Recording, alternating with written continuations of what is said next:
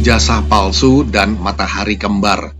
Ini disemburkan terus karena kewibawaan Jokowi menghalangi ambisi mereka.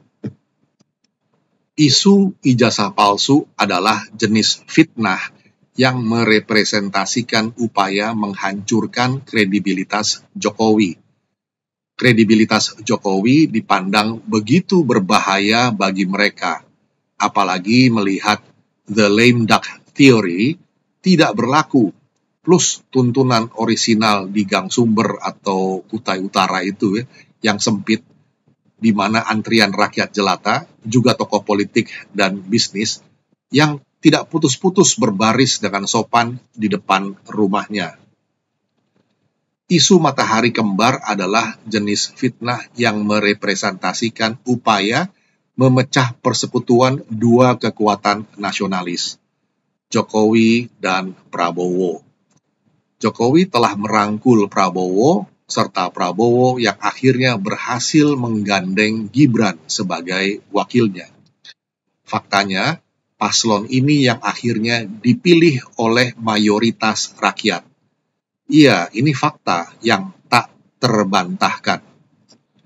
Rezim Prabowo Gibran bertekad melanjutkan kerja-kerja baik Jokowi, melanjutkan developmentalisme yang dikenal dengan istilah Jokowinomics atau spirit Jokowisme.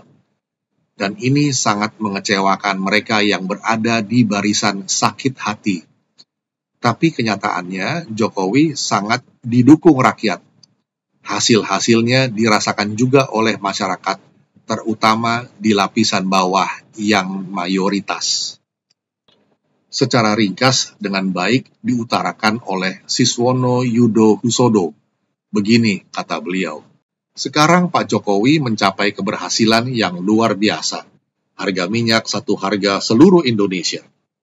Berani membubarkan Petral yang tidak bisa dilakukan oleh presiden sebelumnya.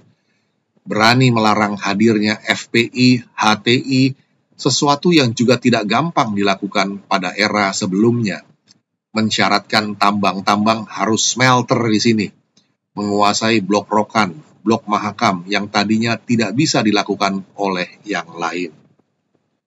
Sambungnya, modernisasi alutsista TNI yang luar biasa sekarang ini dengan sekaligus memberdayakan industri dalam negeri sampai senjata serbu dari produksi pindad itu tidak kalah dari produksi Eropa maupun Amerika loh.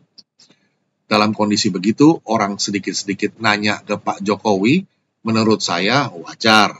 Bukan karena mengkultuskan dia. Buktinya, dia tidak mau maju lagi, dan rakyat setuju juga bahwa cukup 2 kali.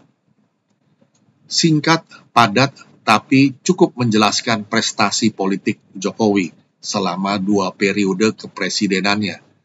Bahkan kemana arah jari telunjuk Jokowi mengarah, ke situ pula lah pilihan rakyat sebagai penggantinya. Pengganti yang diharapkan jadi penerus, dan paslon yang mendeklarasikan sebagai penerus atau pelanjut dari kerja-kerja baik Jokowi memang terbukti menang pemilu. Oleh barisan sakit hati, utamanya akibat residu kalah pemilu, ya sakit hati, ini mesti kita sebutkan dengan gamblang supaya tidak abu-abu. Terus menyemburkan 2 upaya tadi. Pertama, mendiskreditkan Jokowi karena wibawa prestasi Jokowi terlalu jelas jejak-jejaknya, dan kedua, memecah Prabowo dari faktor Jokowi. Dalam konstelasi ini, tentu saja bisa dimanfaatkan oleh mereka, termasuk oleh pihak asing dengan mendompleng narasi DFK, disinformasi, fitnah, dan kebencian yang mereka semburkan demi keuntungan egoistik masing-masing pihak. Malah kalau perlu menyponsorinya. Termasuk akhir-akhir ini dengan mendiskreditkan Hasan Nasbi, Kepala Kantor Komunikasi Kepresidenan, K3, yang oleh aktor-aktor bocor alus, dari Tempo, diledek dengan sebutan kik-kik-kik, sambil tertawa cekikikan. Entah di mana letak kelucuannya. Dikatakan oleh mereka bahwa kantor ini adalah warisan Jokowi dan diposisikan seolah kantor ini sekarang sudah jadi beban bagi Prabowo. Apa penjelasan jadi beban? Tidak disampaikan. Karena kenyataannya KPI atau Key Performance Indicator PCO adalah approval rating Prabowo. Dan seperti dibuktikan oleh lembaga jajak pendapat yang kredibel, approval rating Prabowo masih berada di kisaran 80%-an. Ini sangat tinggi. Padahal kalau menilik kasus paket kepala babi mentah yang tanpa kuping itu, komentar Francisca Christy Rosana atau Cica melalui akun X, dulu Twitter ya miliknya, malah nadanya ringan dan santai saja. Lain kali ngirim jangan kepala babi, daging babi gitu loh, yang enak. Mana telinganya udah gak ada. Maka enteng pula komentar Hasan Nasbi sewaktu dimintai tanggapannya oleh wartawan. Ya dimasak saja. Paket itu tanpa identitas si pengirim, pun tak ada pesan tertulis yang jelas. Tidak ada pesan ancaman maupun teror. Tidak ada kata pujian atau kata-kata selamat atau congratulation untuk suatu hal. Oleh karena itu, semua bebas untuk menginterpretasikannya. Cica atau panggilan akrab dari Francisca itu pun dengan enteng menjawab, dan Hasan Nasbi juga ringan-ringan saja mengomentarinya. Tapi rupanya sementara kalangan malah jadi heboh sendiri dengan menyebut hal ini sebagai ancaman atau teror.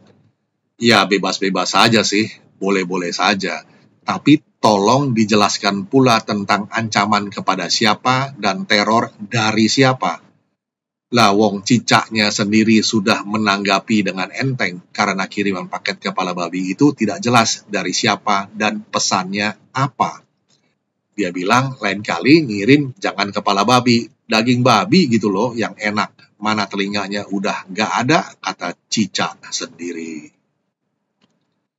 Hasan Nasbi rupanya sudah menjadi target untuk didiskreditkan terus. Kecerdasannya dalam menanggapi berbagai persoalan bangsa memang merisaukan pihak-pihak yang berkepentingan untuk mencari-cari kesalahan Prabowo, juga Gibran, apalagi Jokowi. Maka di-framinglah kalau Hasan Nasbi adalah warisan Jokowi untuk Prabowo yang sekarang menurut mereka telah jadi beban. Beban apa? Tidak jelas. Memang figur Hasan Nasbi ini jadi beban, tapi bagi mereka yang berada di barisan sakit hati itu, banyak logika argumen mereka selalu patah dibuatnya. Hasan Nasbi ini memang jadi beban buat mereka para penyinyir dan pembenci Jokowi, Prabowo, dan Gibran. Terimalah kenyataan itu. Kepiawaiannya memetakan arena perdebatan dan menentukan skala prioritas komunikasi kepresidenan telah membuat para pembenci kelimpungan dalam upaya mereka menebar kebencian.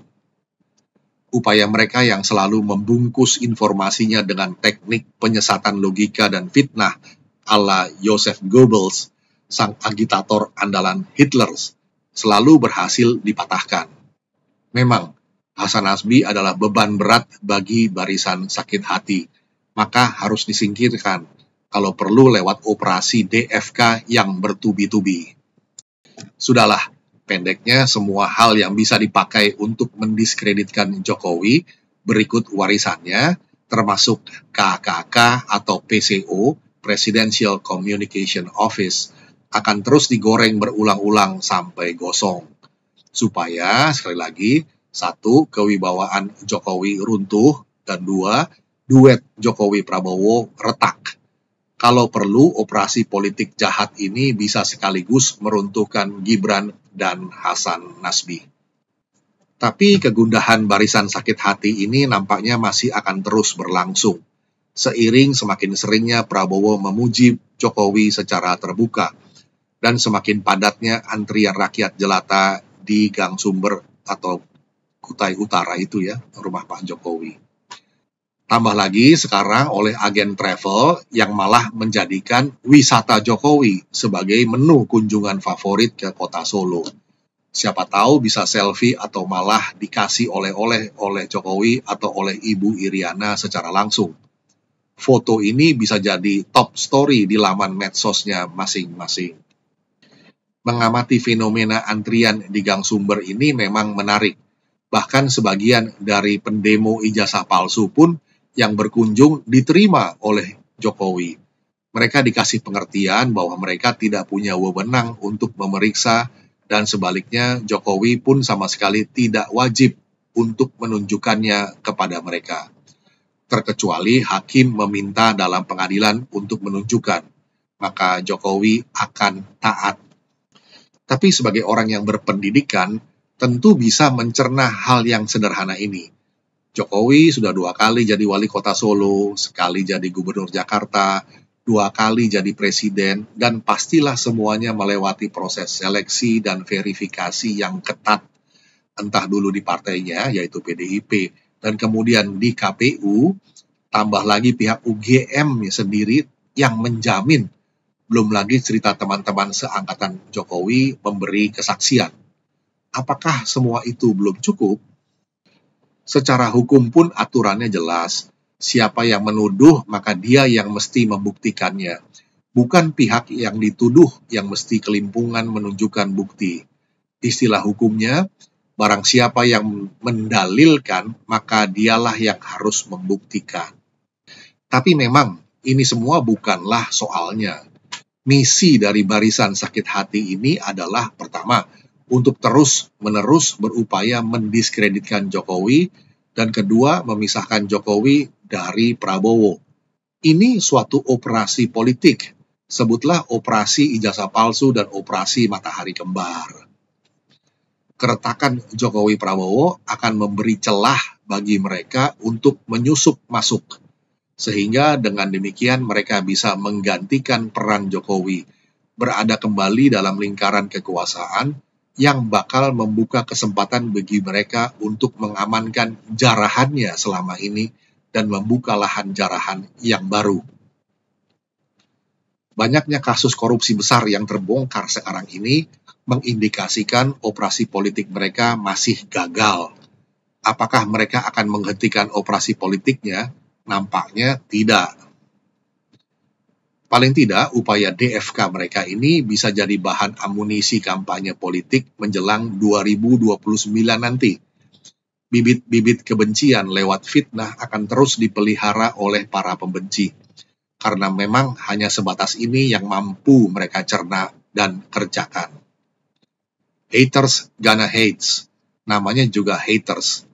Jadi, maju terus. Tidak usah terlalu menggubris celotehan mereka. Buang-buang waktu saja. Ingat, jangan plato dulu. No one is more hated than he who speaks the truth. Gak ada yang lebih dibenci daripada dia yang mengatakan kebenaran.